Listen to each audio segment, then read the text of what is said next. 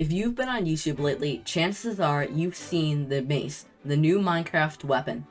Crafted from the breeze rod, obtained by killing breeze, and the heavy core found rarely by putting the trial key into the new vault block, the mace does extra damage depending on how far you've been falling from, with no damage cap. Everyone is talking about how overpowered it is, but how good is it really? There are 3 things to consider when talking about how good it is. One is obtainment. A trident with Riptide is a great way to travel, but by the time you can farm it easily to obtain it, most people already have an elytra. The second thing is practicality. If you need height to do damage, does it make sense to spend time in combat pillaring up to do the damage? The last thing is damage in both PvP and PvE. For obtainment, I decided to do a study myself. I started by looting trial chambers in survival, then I switched to creative after realizing that would be quicker. Overall, I looted 5 trial chambers to their fullest extent. Breeze rods are going to be easy, you only need 1 and it is a guaranteed drop from breezes. However, I found only 4 heavy cores, meaning you will likely need to loot only 1 to 2 chambers to get one. It is also important to mention that I found 2 back-to-back in my first chamber, and 2 very close together in my last one, meaning I went through 3 whole chambers without finding one. It's not very consistent, but that makes sense just because of how loot tables work. Trial chambers are now easy to find because of the new trial chamber map, which you can buy from cartographers.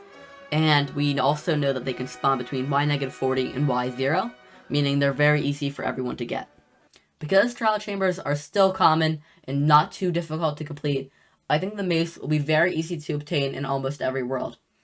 For practicality, how often are you going to be able to get into position to use the mace effectively in combat? The mace will one-shot a full diamond player at 6 blocks, which is fortunately less than the amount a wind charge will launch you into the air, meaning it won't be too hard to take them down. However, to kill a full netherite player with protection 4, you need 12 blocks, which is what most people will be using in combat.